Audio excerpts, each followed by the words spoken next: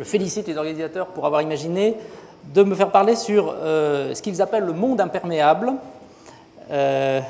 c'est-à-dire les matériaux qui auraient la capacité, pour des raisons qu'on va discuter, de repousser l'eau d'une façon très inhabituelle. Alors, pour comprendre quelque chose de ce genre, je crois qu'il n'est pas mauvais déjà de se demander ce qui se passe banalement, c'est-à-dire sur à peu près n'importe quoi quand je pose de l'eau, par exemple ici du plastique.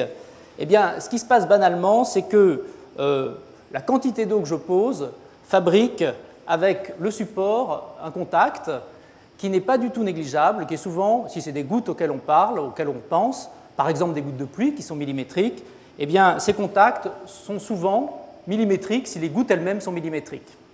Et l'existence de ces contacts a une conséquence extrêmement connue d'une certaine façon, et dont on ne sait peut-être pas assez que c'est un problème industriel majeur, qui est le fait que l'eau, au contraire de ce qu'on lit quand on ouvre un dictionnaire, où on vous dit que l'eau c'est ce qui se soumet à la gravité, c'est ce qui coule et ainsi de suite, les liquides d'une façon plus générale, eh bien l'eau quand elle était à la petite échelle des gouttes, mais qui est une échelle colossale par rapport aux nano-échelles dont vous parlez, l'échelle millimétrique donc, eh bien l'eau sur des plans inclinés colle. Vous voyez ici je dépose une petite goutte et puis une goutte un peu plus grosse, et vous voyez que ces deux gouttes, malgré la pente collent, c'est très banal. Sur une vitre verticale, eh bien, la plupart des gouttes de pluie, en effet, collent. Sur un pare-brise, c'est la même chose. Sur un béton, c'est pareil. Et vous vous doutez peut-être que Saint-Gobain, Lafarge et des tas d'autres compagnies cherchent à éviter ce genre de problème parce que, tout simplement, ça dégrade la vision à travers la vitre, ça peut avoir une action corrosive si c'est un béton que je pense, et ainsi de suite. Donc l'idée, c'est de dire, est-il possible de fabriquer des matériaux qui soient totalement imperméables, qui repoussent l'eau d'une façon très inhabituelle.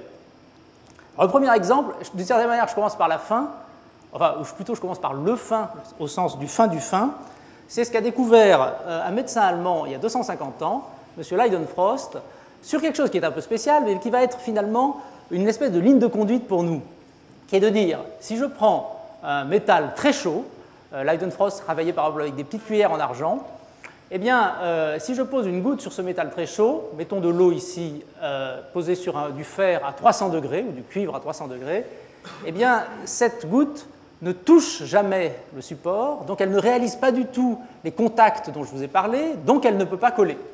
Et d'ailleurs, Leidenfrost a fait cette expérience très simple, qui consistait à mettre une bougie derrière sa goutte, et il s'est aperçu qu'il arrivait à voir sous la goutte, à l'œil nu, le petit film de vapeur qui se forme à cause de la température élevée de la plaque entre le liquide et son support. Donc, ce liquide, cette goutte, est littéralement sur coussin d'air, ou pour être un tout petit peu plus précis, sur coussin de vapeur, et puisqu'elle est sur un coussin de vapeur, elle devrait se comporter comme un aéroglisseur. Alors, c'est tellement vrai que Leidenfrost, justement, je vous l'ai dit, travaillait avec des petites cuillères, parce qu'une petite cuillère, c'est comme le creux de ma main, et ça peut capturer en quelque sorte ces petites gouttes. Alors, pour vous montrer l'intérêt pratique de ça, je vais réaliser devant vous une expérience de Leidenfrost qui consiste à prendre un support qui n'est pas très chaud, qui est à 20 degrés, c'est cette plaque ici, mais un liquide qui bout, lui, à une température très froide, qui est moins de 100 degrés. Vous aurez reconnu une sorte de définition de l'azote liquide. Et donc, si je mets un peu d'azote liquide dans cette plaque, eh bien, ce que je vois, c'est qu'il y a une mobilité absolument extrême, en effet, du liquide. Alors, évidemment, ça s'évapore assez vite. J'en remets un peu. Et je peux faire une espèce, comme ça, de tour. Vous voyez que les mouvements sont très vifs. Vous voyez aussi, d'ailleurs, qu'il s'accumule quelque chose à la fin. On en reparlera un peu plus tard. Et puis, alors, si je mets beaucoup plus d'azote liquide, là, je constate quelque chose d'amusant, c'est que l'espèce de flaque qu'on fabrique est extraordinairement mobile, ça c'est le principe de Leidenfrost, le principe du coussin d'air, est troué, ce qui est une particularité à ces gouttes. Et ça vient justement, et c'est une preuve visuelle directe de l'existence d'un film de vapeur dessous. Ce film est 1000 fois moins dense que le liquide, donc il a envie de remonter. Sur une petite goutte, il n'y arrive pas parce qu'il est obligé de la déformer, mais sur une grande flaque, il y arrive. Et c'est ça qui fait ces trous, et c'est même ça qui fait que ces trous sont aussi réguliers et aussi bien définis. Bien. Donc, vous pouvez peut-être penser que ce que je vous montre ici, c'est quelque chose qui est lié au fait que j'ai pris un liquide très spécial qui est l'azote liquide. Non, je vous annonce que c'est lié au fait qu'on est sur coussin d'air et que si j'arrive à mettre l'eau sur coussin d'air, si j'arrive à mettre de l'huile sur coussin d'air, j'obtiendrai des propriétés qui sont celles que vous avez vues. Donc cette mobilité extrême, elle est très intéressante. Ça veut dire que non seulement ça ne va pas coller, mais que si par hasard ça se retrouve sur le solide, pensons toujours à la pluie, eh bien ça devrait la dévaler à des vitesses très inhabituelles. Donc voilà ce que je veux discuter. Alors, une deuxième recette qui est un tout petit peu plus pratique, parce que c'est tout de même pas très simple d'imaginer qu'on va mettre les pare-brises automobiles à 300 degrés, eh bien, ça consiste à prendre une poudre ici, une poudre naturelle en l'occurrence, qui est une poudre de lycopode, une poudre de fougère. La taille des petites billes, c'est 30 microns, et vous tentez une opération qui a l'air comme ça un peu absurde, qui est d'essayer de mélanger de l'eau avec cette poudre qui est hydrophobe, qui n'aime pas l'eau.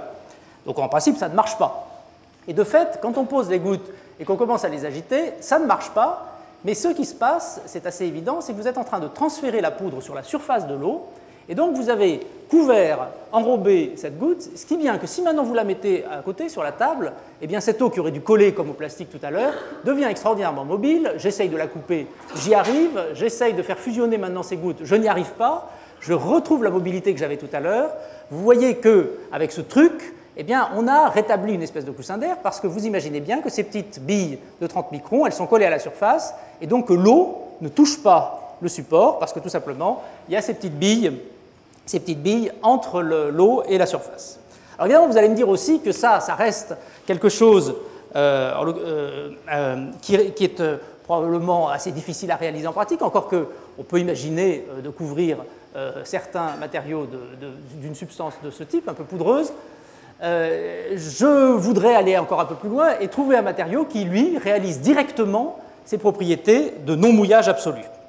Alors là, je me tourne vers l'Antiquité italienne, pour être d'ailleurs précis, et je trouve dans Pline, en l'an 77, un certain nombre de recettes. Donc Pline, dans son histoire naturelle, observe que l'eau prend spontanément la figure d'une sphère, c'est une remarque intéressante, à condition d'être à petite échelle, disons. Partout, les gouttes suspendues s'arrondissent, nous dit-il. Et puis alors, une phrase absolument admirable, jeter sur la poussière, ça c'est exactement ce qu'on vient de voir. Vous voyez qu'en l'an 77, Pline imagine une expérience qu'on finalement on a mis 2000 ans à réaliser. Déposer sur le duvet des feuilles, là encore une précision extraordinaire, il ne faut pas que ce soit des feuilles standards, ça nous a déjà été annoncé d'ailleurs par Luca tout à l'heure, il faut que ce soit des feuilles duveteuses. Et bien à ce moment-là, les gouttes se présentent avec une sphéricité parfaite. Et si c'est des sphères parfaites, c'est comme des billes, et si c'est comme des billes, ça ne doit pas tenir. Donc, en principe, le programme qu'on a défini, le programme du monde imperméable, est réalisé.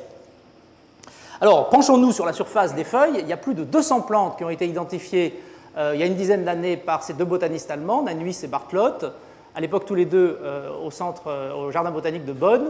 Et vous voyez en haut à gauche, par exemple, la surface de ce qu'on appelle l'oreille d'éléphant, c'est-à-dire une plante grasse indonésienne.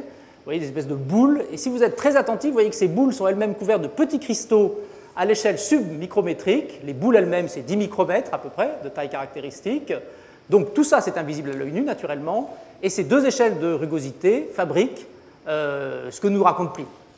À droite, vous avez peut-être une des plus remarquables du point de vue de sa topographie, la feuille de Magnolia, qui a également une texture très amusante à sa surface, à nouveau à une échelle qui est pratiquement invisible à l'œil nu, d'où d'ailleurs la remarquable observation de Pline. Il fallait vraiment pencher l'œil pour voir qu'il y avait quelque chose de spécial sur ces feuilles. Et puis un véritable duvet sur la troisième, pourtant à une échelle largement submicrométrique, cette espèce de non-tissé de fibres, c'est ce que vous trouvez à la surface de la feuille de la Drosera, la petite plante carnivore qu'on trouve dans nos régions.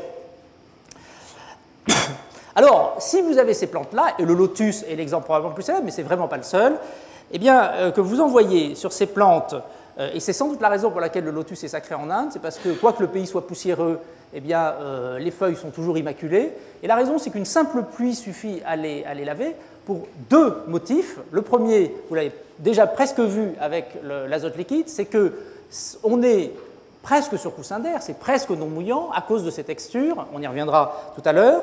Donc, grande mobilité de la pluie sur ces feuilles. Et d'autre part, vous avez vu aussi que les particules, les poussières, un peu quelles qu'elles soient, ont naturellement envie, si on peut dire, de se coller aux gouttes. Ce qui fait qu'une pluie, si une pluie tombe sur la feuille de lotus, il doit se passer ce que vous allez voir ici.